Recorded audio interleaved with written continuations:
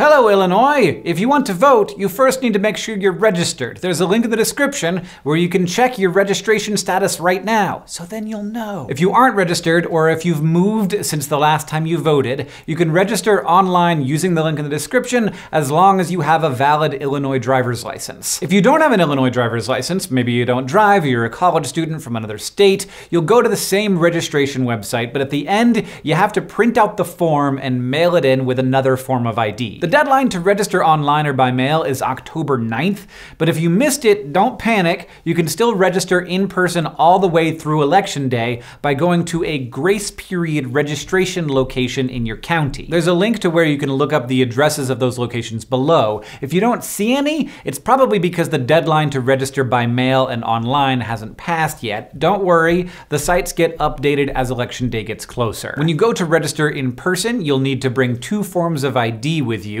A photo ID of any kind, including student IDs, and a piece of mail that has your name and current address on it, like a bank statement, utility bill, or paycheck. Even a copy of your lease will work. Once you're registered, you get to vote. Unless this is both your first time voting and you registered by mail, anyone in Illinois can vote by mail, otherwise known as voting absentee, for any reason. Starting August 8th, you can go to the link in the description to download a form, fill it out, and mail it to the address on the form to request a mail ballot. Illinois accepts mail ballot requests up until November 1st, but the sooner you apply, the sooner you get your ballot and the longer you have to look it over and make your decisions. Then all you have to do is mail your ballot back in so that it's received by November 6th. You can also vote early in person from September 27th through November 5th. The hours and locations vary by county, so there's a link in the description where you can choose your county and it will tell you when and where you can vote early. If you're voting on November 6th, polls are open from 6 a.m. to 7 p.m.,